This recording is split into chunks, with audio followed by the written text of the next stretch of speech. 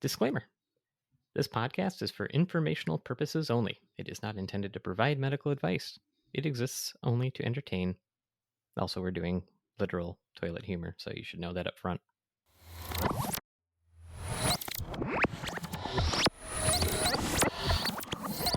Dear listeners, I hope you appreciate how much effort went into bringing you this historical reenactment. If only you knew how extensive the editing process was to make this a usable piece of audio. That being said, the full unedited version of this reenactment will be in the outtakes section, and I invite you to listen to the end of the show and all the way through to hear what really happened. In 1665, a general returning from the front of the War of Devolution is received in his court by King Louis XIV of France. King Louis.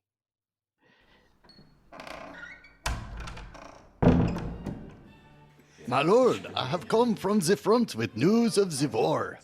Thus far, my king, we have encountered minimal resistance in the Spanish lands. I'm sure we will be victorious.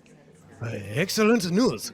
I'm sure my wife's father, the Spanish king, will rue the day he decided not to pay her dowry. Indeed, my king, we will proceed towards the east to reclaim your rightful lands in the Spanish Netherlands.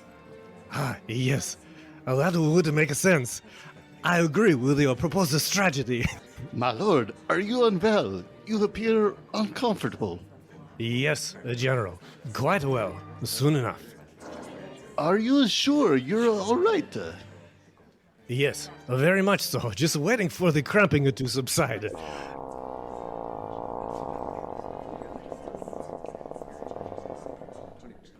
There it goes. Better. Maybe I should have come back. No, I insist. I'm paying attention. Something about my dowry and rights to Spanish Dutch lands or whatever. Whoa. It'll just be a moment if you'll excuse me. Almost certainly. I'll just wait in the hall. Oh, no, you don't have to. Just stay here, man.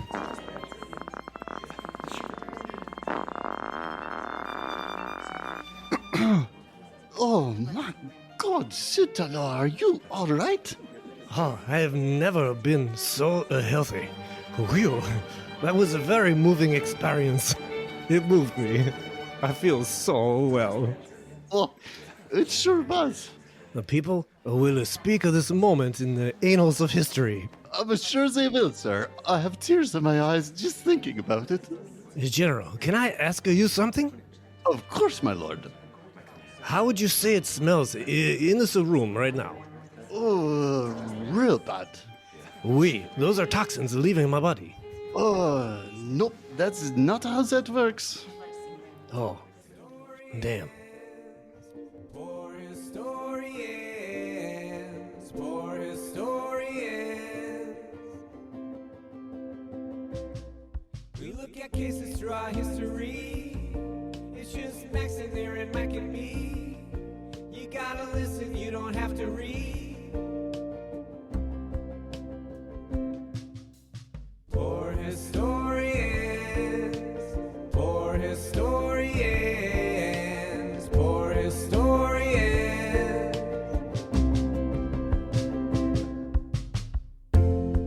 Welcome, everyone. This is Poor Historians, the podcast delving into the archives of medical history, or something like that.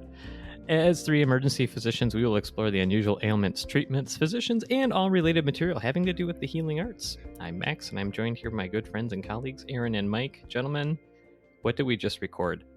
The best skit in the history of podcasting. That's what You mean historical viewing?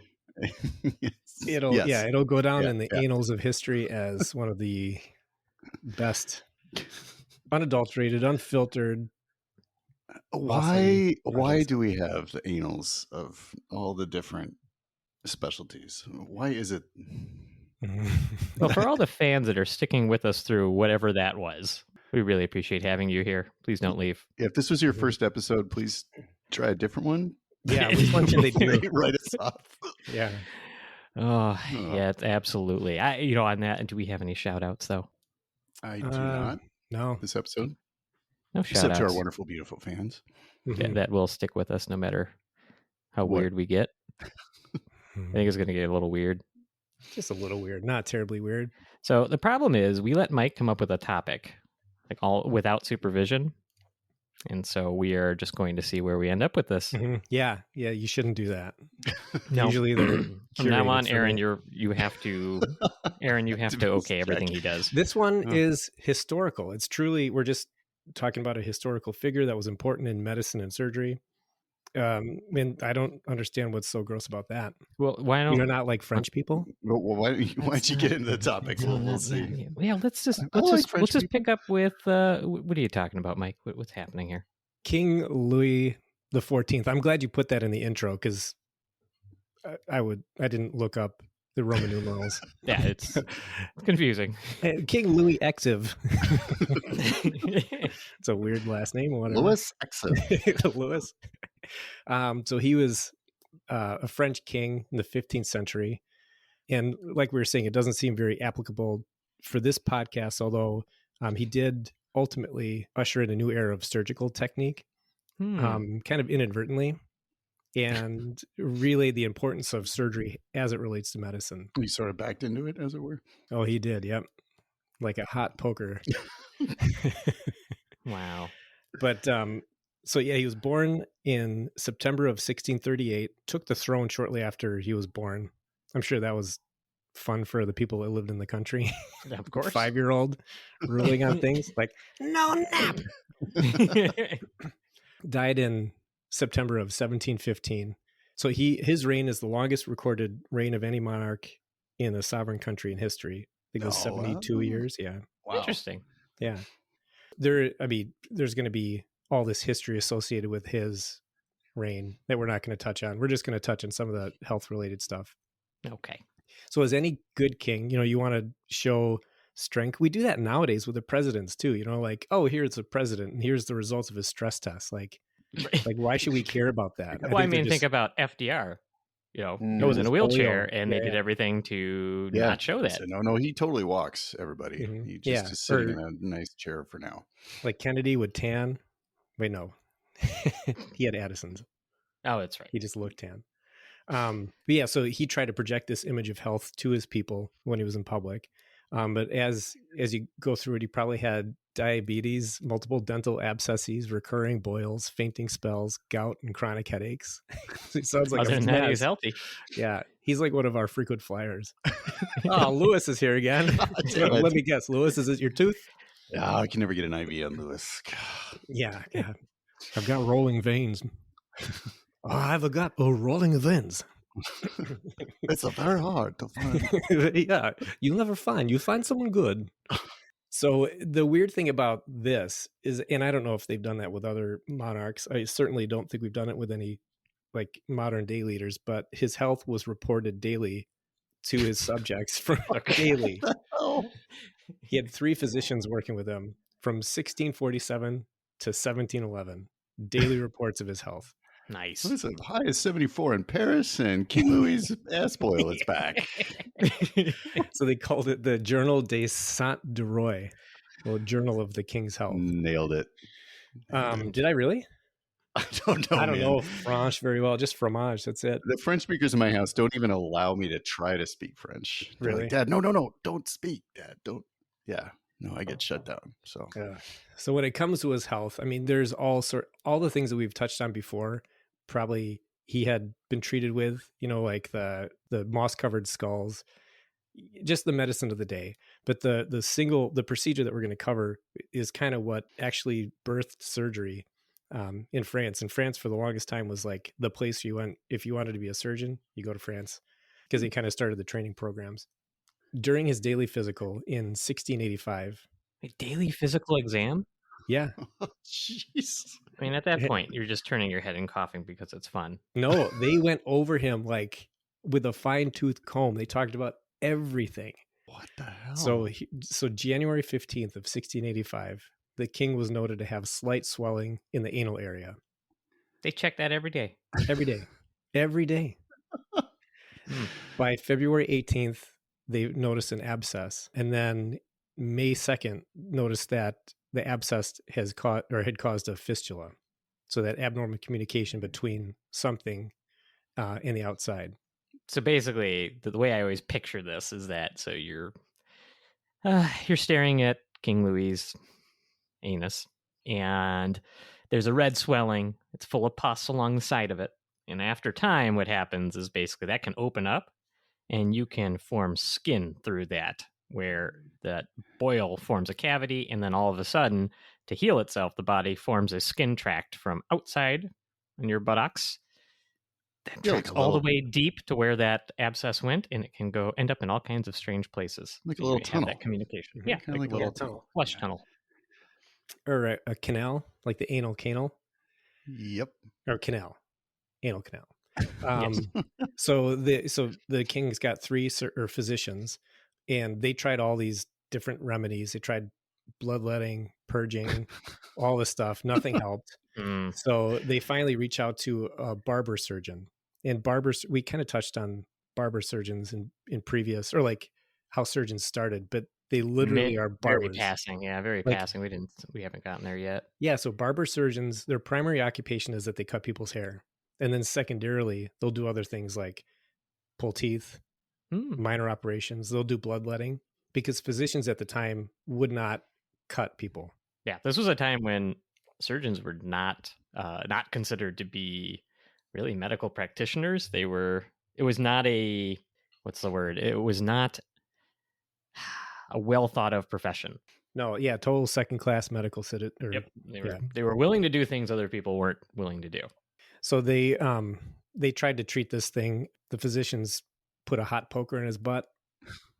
It didn't do anything. I think they probably did something. Probably opened it up. Maybe they were thinking of cauterizing it. I don't know how big the poker was. I don't think it went in his butt. Man. I think it just went into the abscess. But so then finally the physicians. Please don't try that at home, everybody. I know. They sent for a barber surgeon named Charles Francois Felix.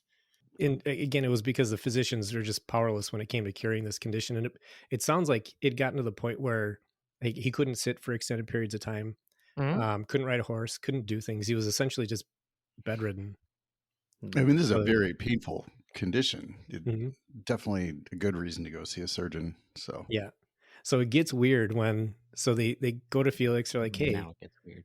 Yeah, can you do surgery on the king's butt?" And like that's a big deal, right? So if you do this and you mess it up, you're dead. Ooh. You know, do it, and the king dies, or he's unhappy with something. Because it sounds like at the time too, Louis might have been like a lot of historical kings.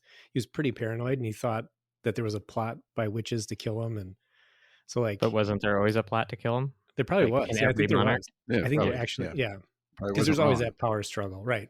So they just the stakes are really high for this surgery. So to prepare for it, it says that he procured 75 men from prisons in the countryside to practice on.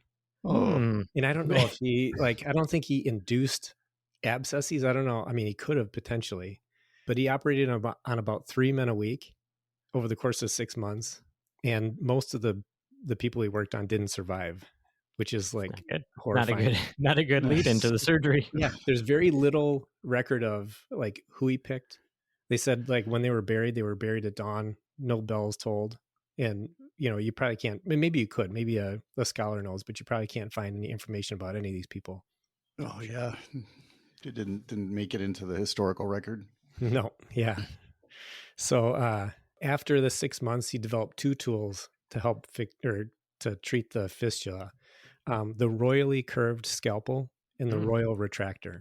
And it looks to me, as you look at him, like the retractor is probably going in his butthole, and then it's like 2 metal circles. So I think you squeeze a lever, and then the outer circle opens up, so you could like look inside. It sounds like a speculum. Yeah, the scalpel looked like a sickle. That's horrifying. Yeah. I was like, oh, that doesn't look good. Oh, geez. The description of the surgery is funny because, again, everything's documented. So his physicians are essentially just like chronicling everything. I think it was like a multi-page document where they talked about like how he started his day, what his spirits were, like how they positioned him. And they laid him on his stomach on a couple pillows, and then they spread his legs open, and then two of his assistants like held his legs in the air, so it's almost like he's like in a scorpion position. And not, there's no anesthesia or anything like that, and he apparently like had to have a strong face for the people just in case there was a record of how it went. Yeah, you wanna approach your non-anesthetic colorectal surgery with stoicism for your people. Right. Because it's not a good look to be screaming. I think it's an empathetic look, though. I mean, who wouldn't be? Right. Surgery happens, does okay, and within a month he's up walking around, feels fantastic. And then he's the king, so he's like the leader of all these people, and so they're going to want to emulate him. So for a while there, it was cool to have a fistula. So apparently people would walk around with like bloody bandages around their butts saying like, oh, I just had fistula surgery, not a big deal. Is that a thing? Is that really a thing? Well, it's a written thing. I don't know if it actually happened, but I wouldn't be surprised. It was. This is similar I saw to words. the Victorian beauty standards essentially being the clinical presentation of tuberculosis, where you're like, oh, it's really fashionable to be super pale, faint all the time, have red cheeks, and cough up blood, lose weight. I mean, that because everybody had TB. I mean, maybe it's similar to that. Yeah, or the heroin chic of the 90s. Or the bloody butts of the...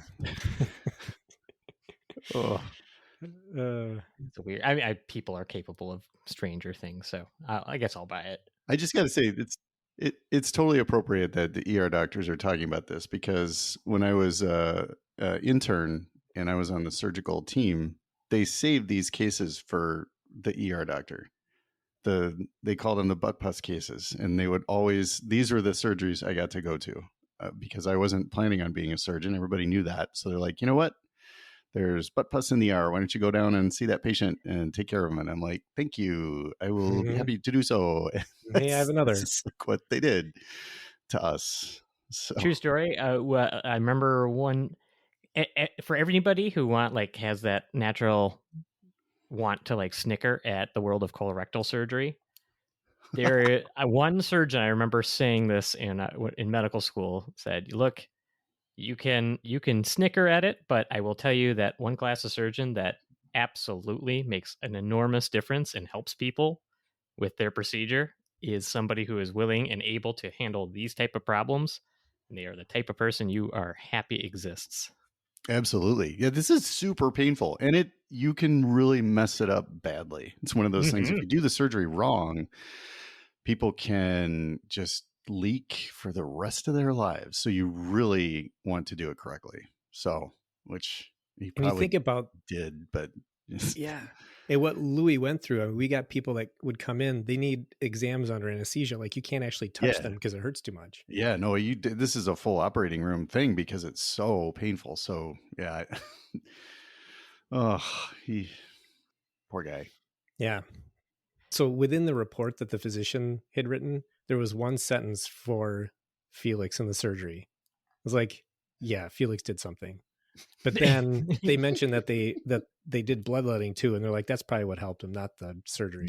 Because they didn't because they're like, there's no way that this hack did anything good. He's just a barber. He happens to cut people open. But it was like, that was the birth of general surgery, really. Oh, that's sad. That was the thing. That was like this great moment, and they operated on all those prisoners. Yeah, so then Louis, after that, so he had physicians. He didn't really have surgeons before. So then he ended up on his royal court, took on like 2 or 3 surgeons. Then they just called them surgeons. They weren't barber surgeons after that. Had a lot of respect for them. It sounds like he broke his arm, maybe falling off a horse. The surgeon fixed it, not the physician. And again, I think there was some beef there. And that beef, I think ultimately probably caused his death. So again, Louis loved the surgeons. He was questionable. Like his physicians were great and everything, but the surgeon really helped him with, what's that? I said, were they though? I don't know. I'm just saying, like, for the time. Yeah, sure. So in 1715, he ends up having some back pain, some leg pain. The physicians say that he's got sciatica, and it turns out he had gangrene of his foot and leg. And for some reason, for them doing daily checks. Although it stopped in 1711, so maybe they stopped checking him out. He's really old at that point, man. It's a lot I think to go through every day. Yeah. So he had had so much pain that he begged his surgeons to amputate his leg. But by that time, they figured out it was already too late. He was probably septic. So they said, I can cut your leg off, but I can't save your life. Yeah. Well, at the time, there probably wasn't a way out of that, given the medicine of the era. So it's tough now. Yeah. He was quoted as say, "I've never felt such intense pain, but what troubles me the most is that neither my physicians nor my surgeons have found a way to relieve my pain, even for a single day." It's kind of a sad. Oh, yeah. As dark as it gets. I know. Yeah. So he died in 1715 of gangrene. All right. Good episode. Yeah. Oh, we're not done yet. Oh. So yeah. So again, that operation, now surgery is respected. They create the Royal College of Surgeons. That was actually, so after his death is what really prompted it, because they felt like it's essentially a ancient medical malpractice type case. So his grandson is the one that founded the surgery college. And then anybody during the time that wanted to learn surgery came to France, because that's where they had the best training. Now, unfortunately, like King Louis is the Trojan horse for this topic. After reading the headline that you sent for this topic, I have been pleasantly surprised to this point at how professional this episode has turned out.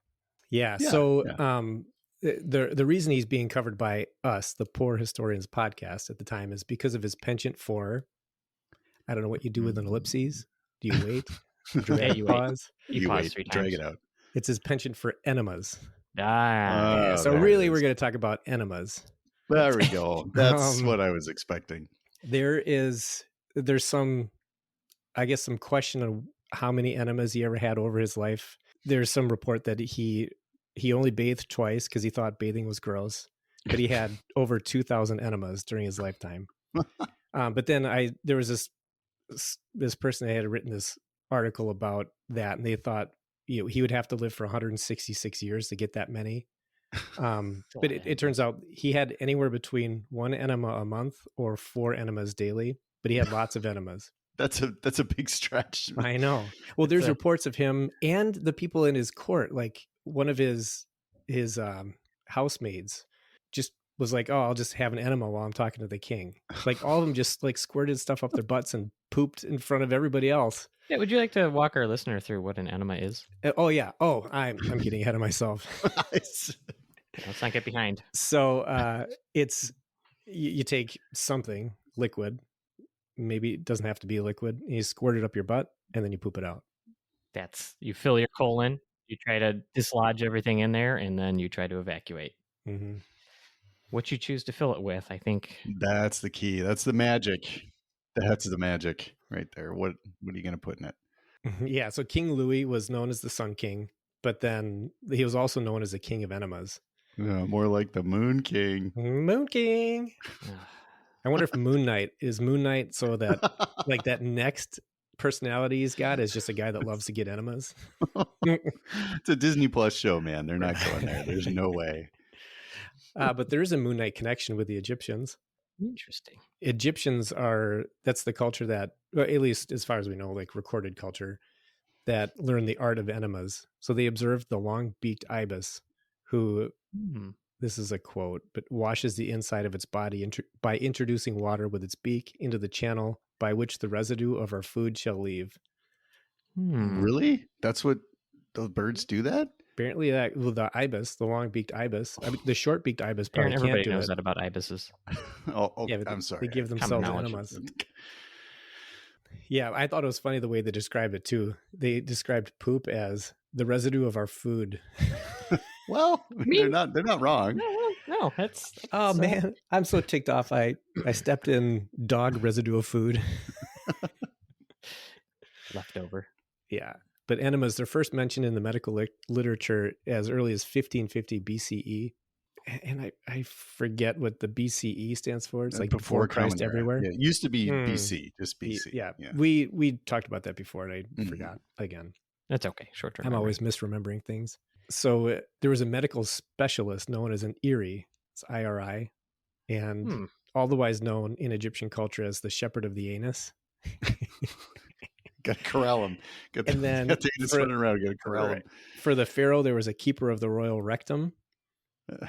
Wow. And yeah, so Where on the internet are you reading this? Did people What's that? compete Where for on this? the internet is this? Are you reading this? It was the dark web. Oh, okay. Questionable. Only the best sources for you, everybody. Right. So it started in the ancient world, but then obviously lives on today.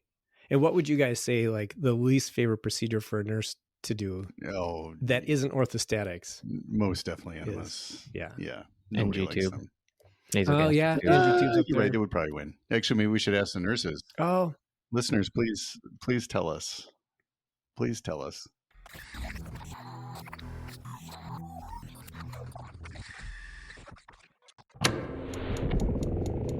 Oh no! You've got to be kidding me. wow, perfect timing. Did you rig it to go off, Mike? No, I think it's a hiccup in the flux capacitor. That's not a real thing. Shh, the time portal screen is talking, Aaron. You're not healthy unless you're clean inside. And the one way to get real internal cleanliness, by which you're protected against 90% of all human ailments, is through proper internal bathing with plain warm water. There's nothing unusual about this treatment, no drugs, no dieting, nothing but the correct application of nature's own cleanser. Introducing the internal bath by means of the JBL Cascade. Dr. Wilfred A. Hall, PhD and WF Forrest, BSMD, two world-famous authorities on internal bathing, are among the thousands of physicians who've given their hearty and active endorsement in support of the JBL Cascade treatment. Fully 500,000 men and women and children now use this real boon to humanity, most of them in accordance with their doctor's orders. One physician's experience. Since I received the Cascade, I have cheated the surgeons out of a good operation for appendicitis. Upon examination, every symptom pointed to an operation immediately. In a few hours, she would have been on the table under the knife. You certainly have struck the keynote of many diseases. Sincerely yours, Horace T. Dodge, MD. So try the JBL Cascade and have yourself an internal bath, courtesy of Tyrell's Hygienic Institute, New York, New York.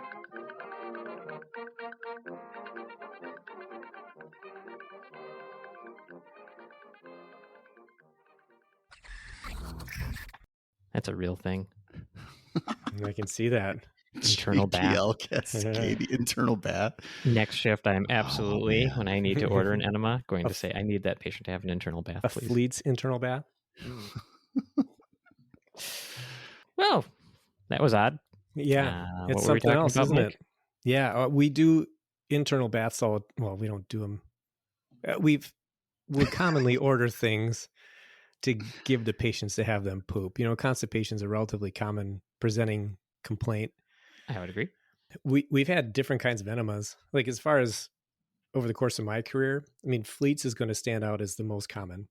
That's just like, it's like the Ford of enemas. It's just a brand name everybody knows. Yeah, it's just a little bottle with a little plastic applicator. You stick it in the butt, give it a squeeze. Mhm. And then they've got to squeeze their cheeks and hold on to it for as long as they can. But then you've got the soap suds enema, where I think is mixed. Like they put soap Yeah, in it's water. a big bag with suds in it. Yep. And it's a big bag. That's literally an internal bath. Have you guys ever ordered a milk of molasses enema? Oh, all day long. Yeah. What? Yeah, No, you've okay. never I've done it, never Aaron? heard that. No. Oh, No, man. milk of molasses. That was I'm big in gonna the propose Peach molasses world. like something. sticky? There, to my knowledge, was never any real great formal education on like enemas and like when to choose which ones. And so I think a lot of this got handed down from like whichever physicians you trained under. They had a particular enema flavor of the day that you would end up ordering because that's just, it's just one of those topics you didn't go off do a lot of reading about. And No, so there's no enema chapter, there's unfortunately. all kinds of like shoot from the hip enema recipes because I mean you're filling a liquid into a space that is undeniably crawling with bacteria, and they used to do like stuff like turpentine enemas, so it almost doesn't matter what you put in there. It's I mean it does matter, so don't go experimenting at home, but it's just one of those things that you learn. I trained at this hospital, so we use milk of molasses enemas. But funny thing is, back in the day, they'd use it for treating all sorts of ailments. We really just use them now for constipation. I remember my friend, he thought he had appendicitis. He was probably, I don't know, 8th grade, freshman year. So he had to go to the doctor, and he ended up getting a barium enema with an x-ray to see if he had appendicitis, and it was just like the most horrific thing he's ever gone through. Yeah, barium being If like you a hear kind of him- a chalky liquid that shows up on the X-ray, right? Yeah. Yeah. No. Ugh. Yeah, but we don't have to do that anymore. But so historically, they've been used for all sorts of stuff. And you've probably heard like colonics, and I think in the 1920s they're using them for their health benefits, and you'd get infused colonics, and I'm sure like there's waves of them. You see these occasionally that people do like detox things, and it's messed up, man. Oh, yes. But yeah, so you've got like a wide range. So you could do the colon cleansing. Again, that's kind of what we're doing. We're just putting stuff up there to get the poop out. There's in the 19th century, Dr. John Harvey Kellogg was giving people Kellogg's Cereal enemas. guy. The cereal guy, right? I think it that's is, a cereal. You're going to ruin the cereal guy for me, aren't you? Well, no, but His see, backstory is crazy. yeah, Not for this podcast, but right, like the backstory of Frosted Flakes and why they exist. It has to do with masturbation and what? 100%. No, 100% true. Yeah. Yep. it's weird. Oh, But, no. Go on, eat your cornflakes. Oh, Yeah. no. So It's his not the frosted one. Oh, he had an enema machine. ruined. His machine could run 15 gallons of water through a person's bowel within a matter of seconds. That So- sounds very dangerous. Well, just wait, it gets even worse. So every water enema was followed by a pint of yogurt. Half of it was squirted up your butt, and you ate the other half. Oh, And his jeez. thought was he was planting the protective germs where they are most needed and rendered most effective. Not wrong. I mean, yeah. probiotic yogurt. It was an is- idea. I mean, Yeah. Activia is kind of like an enema from above anyway, right? I mean, you eat it and then you just empty yourself out a little later. So yeah, you Yeah. kind of backed into that one. Yeah, literally and figuratively. Mm.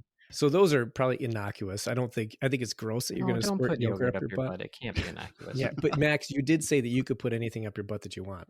yes. I said, I believe, I'll go back and check the recording. I believe I said you can put a lot of things in there and it's amazing that it didn't cause harm. Something to that effect. Okay, you're right. Oh, there are some again, dangerous ones, though, aren't there? Yep, like bleach enemas. Oh, God. Yeah. So, and here's the thing: like some of this is newish. Like, again, it's just very unsettling. No, So, don't do chlorine this. dioxide enemas. Already They've sounds been- bad. Yeah, they fraudulently marketed as medical treatment.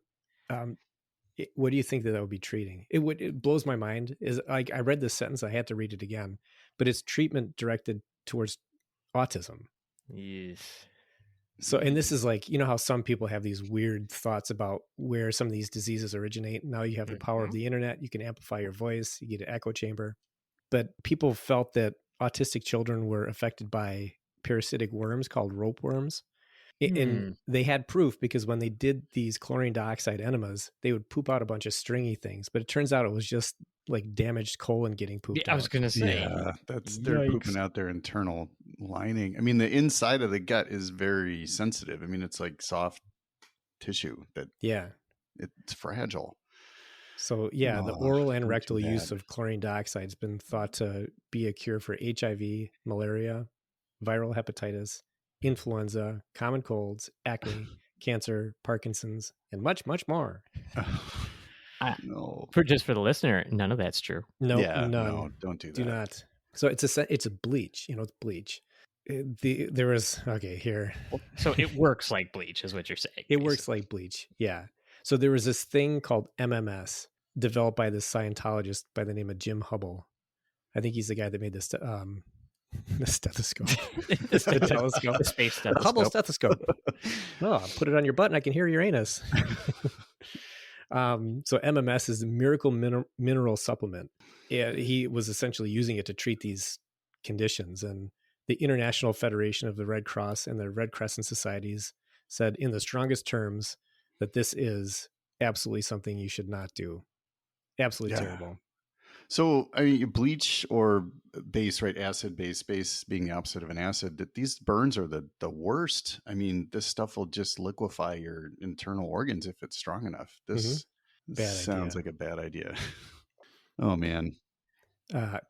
Coffee enemas. Apparently people would do coffee enema. I don't know if like you don't like the she's- taste and you're like, I'll just doing squirt it wrong. It's Yeah. not like that was- Yeah. So they had said like it's I don't know why people would do it. Honestly, I think it was probably for an energy boost. But there's a bunch of case reports. Yeah. Yeah. But they say, coffee enemas can cause infections. sepsis, Really? severe electrolyte abnormalities, colitis. You would think it'd be relatively benign, but obviously not. Well, I Good think Lord. it has to do with the acidity of the coffee, Yeah, probably. I suppose. Jeez. Yeah, it's all about those flavor notes too. Yeah, you're not Yeah. getting the same flavor notes in your Bitter, butt. a little bitter. Oh, the alcohol one. So alcohol enemas. So your rectal mucosa absorbs alcohol way more efficiently than your stomach does. So you really have to dose it appropriately. There's tons of case reports of people dying because they were overly intoxicated. Yeah, this is certain people in at school age will do this as well. Unfortunately, don't do it. It's bad. It's actually not the worst way to try to imbibe vodka. Mm-hmm. I would still say dangerous. eyeballing is probably the worst way. Yeah. But you got to go like low. Yeah, we're not. We're not advocating for this. Yeah, don't do it. It's a bad idea. You could end up seeing us. Yeah. And not in a poor historian's. Not in a whimsical way either. No. And then my favorite one is the smoke enema or the cigar smoke enema. Now this one historically, like personal favorite. Yeah, like blowing smoke up your butt. Like this actually was a thing for hundreds of years. So like back in the 1700s, prove me wrong. Even before then. So like tobacco smoke enemas, they thought vitality came from warmth and excitability. And like if you smoke tobacco, you feel excited, you feel a little bit warm, and the smoke itself is warm. So they thought that was the key to resuscitation. They also thought it was somehow related to the bowels. So they would advocate for like cardiac arrest patients or whatever, somebody that didn't have a pulse or wasn't breathing or who had drowned, that you blow warm tobacco smoke up their butts because it warms them up. Apparently there was a case report of some lady that had died maybe by drowning. In what year? Oh no. This is 1746. So like there was a case report where this lady drowned in a river. They pulled her to the shore. Her husband had a pipe. They're like, blow smoke up her butt. They had the time to fashion this thing so the smoke wouldn't come back out. It was like a piece of paper with a hole poked in it. And that went right over her butthole. And they blew the smoke through that. So definitely not. And she lived. She lived. They used it to treat cholera, epilepsy, constipation. And the resuscitation thing gets me. But there was also a lady that was executed. I think she was hanged. And when they took her off the gallows, she still had some signs of life. So they gave her a cigar smoke enema and she started to like come to a little bit. So they said that they took her and then they put her in bed with a woman to keep her warm after that because they already warmed her up and she needs warmth. And then she ultimately survived and then they pardoned her. But they thought it was because of the cigar for surviving the execution. I guess maybe they had their shot. Like we got one shot. It was a sign that the God didn't want you to actually be dead, or maybe you were really innocent. Maybe she was really innocent. Yeah, like oh shoot, well, it's the best possible outcome. We were wrong in the first place. Yeah, I don't know. Smoke enemas. I have to imagine that there was a time young in my career when I wanted to go into medicine and learn the incredible scope of the human body and physiology and learned the healing arts and really devote myself to a practice of the practice of medicine. And we're sitting here and I'm just realizing how far that circle has come around. Mm-hmm. Yep. Everything comes full circle. Oh, I was just going to say, if anyone has any interest you just Google that and look at the picture of the guy with the big butt trumpet. So he's standing and the person's laying on their stomach and they're just blowing smoke right out. It's a real thing. That was for a long time. That was a method of resuscitation, which we have not continued to this day. Probably wasn't harmful. Mm-hmm. Have you guys tried it? I don't think you've heard like last ditch effort? Nope. Like the vaso's wearing off? Like yes. One last thing to try. The Lucas runs out of battery. Actually, I think it's part of the ACLS algorithm where you ask if anybody else has any other ideas. Yeah, it's way at the bottom of the algorithm. Ooh, I saw what you did there. I mean, it is amazing how many medical topics have to do with people putting things in their butts. Yeah, truly. Well, that's probably a good time to say that's all we have for today. Before that goes any further. We appreciate everyone listening, and we'd love to hear from all of you out there. If you'd like to send us a message or provide feedback, we can be reached through our website, www.poorhistorianspod.com. There you can find links to our social media sites. do take emails at poorhistorianspod@gmail.com, and we work to respond to all posts on our various social media accounts. If you do have time, please go and leave us a nice 5-star review, even after that episode, on whatever platform you wish to wish to do so on. That does help our show grow, and it doesn't take much effort other than some clicking and finding websites and whatnot. Actually, you know what? You can go to our website, and it'll link you right to iTunes. If you are old-fashioned, however, and you have way too much money, why don't you hire a skywriter to give us a message? That'd be really cool. And we'll look out for it. I promise. I'm looking up right now. Nothing yet. It's cloudy. Until next time. Wait. Can I interrupt you there? By all means. Can we do a custom sign-off? Okay. Until next time, the poor historians urge you not to put anything weird up your butts. No? No, Yeah, yes. No, that's fair. They're not giving advice, but I think we can break the rule for this one. Mm-hmm. And his advice. All right, fine. On that, yeah, what Mike said. You can still sign out the normal way. I do think that we should say something about not putting things up people's butts. Yes. Because as as we're talking, I'm like, God, I just feel like I don't think anyone's going to listen to this and take it as advice. You guys ready to launch into it? Oh, Do you need to practice? as ready as I'll be. My lord, I have come from the front with news of this war. Yes, not a moment too soon. What news do you bring? This is a French accent. You know, that accent this is is so the way- bad it has to be the right accent. I don't even know who's offended by that accent. This is the way Probably we talk in Japanese. France. I watched this movie where they make a Toyota cars. An American businessman. I don't. It was a Please movie. do it like that. Please do it like that. Skip one. Jesus, I'm not gonna make it through. My lord, I have come from the front with news of the war. Yes, not a moment too soon. What news do you bring? We have a trade proposal. Is that legal? Okay.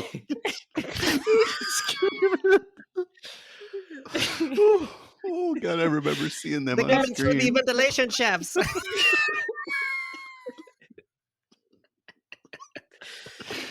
Where are the Jedi? Oh God.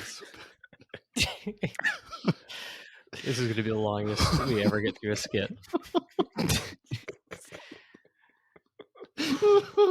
Jesus, okay. I guess just pick up from general here. Yeah, thus far, my king, we have encountered minimal. I can't do it. Why did you make me do that? Because if I would have forgotten, I would have. We're never going to get through this. You got to do the thing where you pull your hand in front of your face to reset. Like this? Yep. Thus far, my king, we have encountered minimal resistance in the Spanish lands. I'm sure we will be victorious. I can probably use that line. I can probably use it. All right. I just pulled a muscle. I was holding on so hard. I should have turned my head. All right. Excellent news. I'm sure my wife's father, the Spanish king, will rue the day he decided not to pay her dowry. Indeed, my king, we will proceed towards the east to reclaim your rightful lands in the Spanish Netherlands. Yes. That would make sense. I agree with your proposed strategy.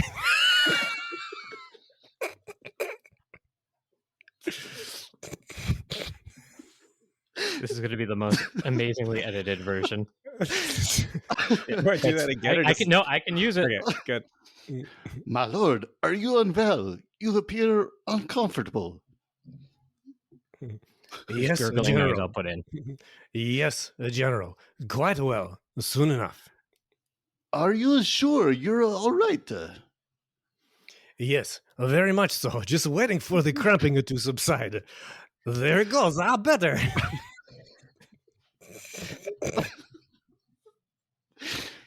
Maybe I should have come back. No, I insist. I'm paying attention. Something about my dowry and rights to Spanish Dutch lands or whatever. Whoa.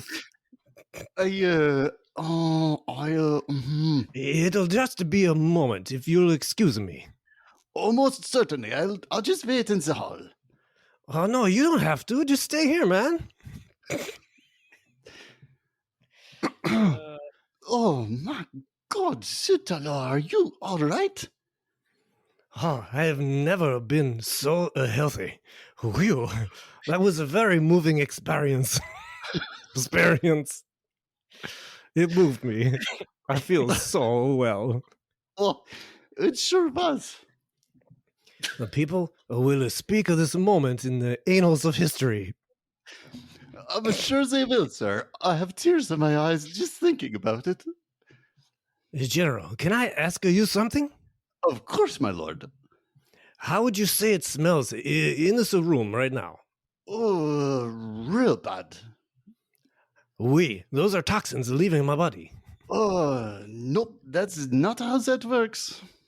Oh, damn. I have no idea what version of that is going to hit this episode.